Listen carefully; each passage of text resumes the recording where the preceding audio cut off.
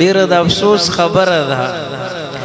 چې موږ همیشه په هغه مجلس کې شرکت کوو موږ ته خوند راکوي په کوم مجلس کې چې الله ډیر زیات خفه کیږي. وګوره نن د اتوار ورځ ده، زه په دې لار باندې اوس را روان وم، زموږ موضوع بیله چې موږ به نورې خبرې کوو چې کله موږ د معاشرې د غفلت ته وګورو، د مسلمانانو ته وګورو، الله ورته ګاډی ورکړی دی، احسان یې به کړی دی، نو د پکې ګانې بجانې لګولي دي، الله خفه کوي لګیا دی. الله ورله زوی ورکړی دی او نن دا غزوی واده دی، نو د شکریې خبره ده، ډېره زیاته د خوشحالۍ خبره ده، دی لګیا دی په هغه خوشحالۍ کې خپل الله خفه کوي. الله ورله ښکلی کور او بنګله، یعنی د دومره وس قابل شو چې د ځان له کور جوړ که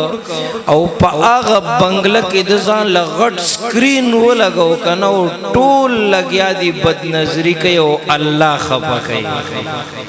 رکشې والا روان دی، ځان پسې د فحش ښځې تصویر لګولی دی، دی په خپله نه ویني، وروستو چې پسې کوم خلک روان دي هغه یې په بدنظرۍ کې مبتلا کړي دي. د موبایل پر رنګټون باندې ګانه لګولې ده او چې څوک ورته ټلیفون کوي نو اول هغه ګانه اوري، نو بیا د سره خبرې کوي. ستا او د ده په دې خبرو کې به څه برکت پیدا شي؟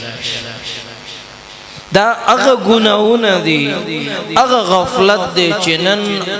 نن مسلمان د دغه غفلت په دلدل کې ډوبېږي روان دی. او زه چې د ګرد و نوا ماحول ته ګورم داسې معلومیږي چې موږ نه الله ناراضه، ګاډو کې ناست دی، د زنانو په زوره باندې اوازونه دا دی موږ په دې خپلو غوږونو باندې اورو. ای خورې ته د مسلمان لور یې،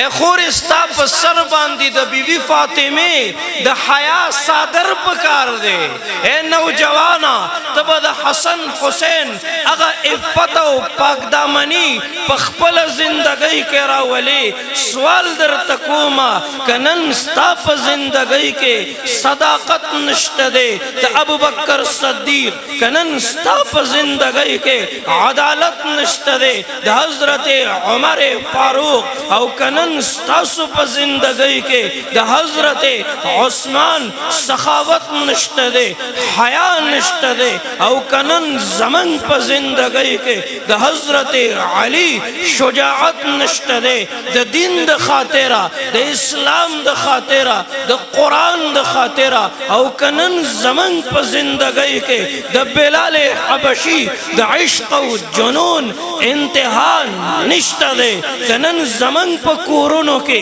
زمنګ په مجلسونو کې د الله د نبی د زهد تقوا د سنت و تذکرې نشته دی، او که نن زمنګ په کور کې د قرآن عظیم الشان تلاوت نشته دی، د صحابو د زندګۍ واقعات بیانول نشته دی.